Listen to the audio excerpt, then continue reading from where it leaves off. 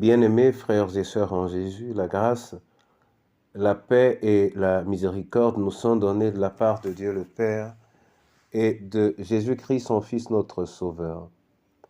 Amen.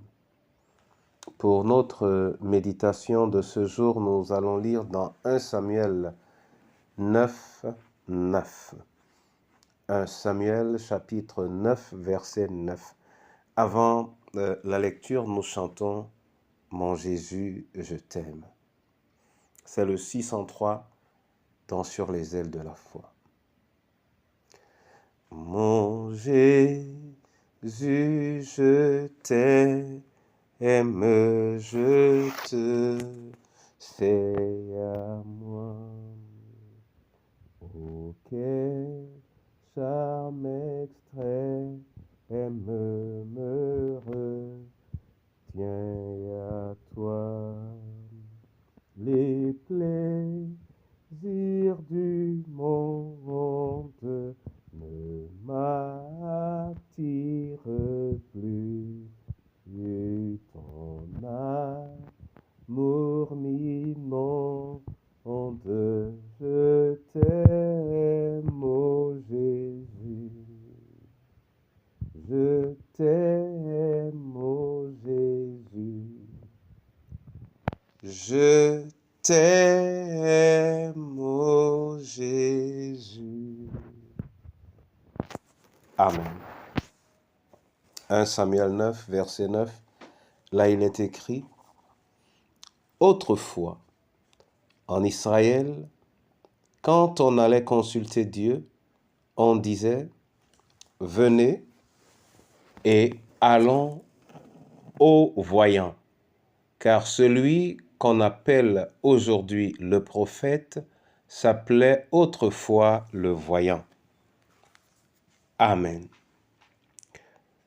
Bien-aimés frères et sœurs en Jésus, c'est une phrase énoncée, dois-je dire, par l'auteur du livre qui essaye de faire un bond historique afin d'expliquer la variation ou le changement de l'appellation de l'homme de Dieu qui, dit-on ici, était appelé le voyant et qui, à l'heure où l'auteur parle, est appelé prophète. Sans rentrer dans la difficulté de cette variation, je voudrais m'appesantir essentiellement sur une réalité: aller consulter l'homme de Dieu. Et aller consulter l'homme de Dieu, en fait, correspondait à aller consulter Dieu. Aller consulter l'homme de Dieu correspondait à aller consulter Dieu. Mon frère et ma sœur, aujourd'hui, cette perception des choses peut devenir rare lorsque nous considérons parfois la multitude de faux serviteurs qui, d'ailleurs, peuvent se donner des noms variés, des titres variés. Que peut-on faire? Que dois-je faire? Sans pouvoir jeter la pierre sur tous les serviteurs, j'aimerais nous ramener à ce que nous recommande Christ: venir à lui, c'est-à-dire consulter Dieu, j'allais dire directement. Nous en avons la possibilité et le Seigneur nous le demande. Dans Matthieu, il est par exemple dit: demandez, cherchez. Ce qui veut dire le demander auprès du Seigneur à travers la prière, et la prière de manière variée. On peut donc encore aujourd'hui consulter Dieu, soit le consulter à travers un serviteur de Dieu, soit le consulter soi-même. Et il est important pour le chrétien d'apprendre consulter Dieu parce que c'est en Dieu qu'il y a la réponse à nos différentes questions.